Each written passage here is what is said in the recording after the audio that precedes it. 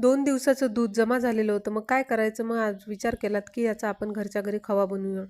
बरेच दिवस झाले खव्यापासून काही केलेलं नव्हतं. मग आज खवा बनवायचा बेत ठरवला. तर मग त्यासाठी 2 लिटर दूध घेतलं मी. ते आटून एवढं झालं होतं. तर नंतर मी व्हिडिओ बनवायला घेतला.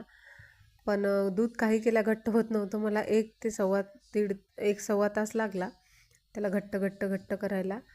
पण घरचा जो खवा असतो तो एकदम अप्रतिम चव येते त्याला, कारण त्याच्यामध्ये कुठलीही भेसळ नसते. दूध एकदम चांगलं, म्हणजे जे आपल्याला माहिती आहे तेच दूध वापरलं जातं. कुठल्याही प्रकारच्या भेसळयुक्त दूध नसतं किंवा काही अन्य प्रकार त्याच्यामध्ये टाकल्या जात नाहीत. मग असं घोटून फक्त त्या खव्याला टेक्स्चर चांगलं यायसाठी एकच करायचं, की त्याला घोटत राहायचं. जर खवा मध्येच तुम्ही दूध मध्ये सोडून दिलं तर त्याच्यामध्ये गाठी भरपूर प्रमाणात होऊ शकतात. मग त्यामुळे त्याला घोटत राहायचं.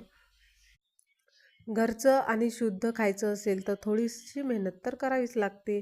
मग अशा प्रकारे घोटल्यानंतर थोडासा असा घट्टसर झाला की काढून ठेवायचा. मग तो फ्रीजमध्ये ठेवला की त्याचा असा गोळा बनून येतो. तर अशा प्रकारे हा घरगुती खवा मी तयार केला. आता याच्यापासून गुलाबजामुन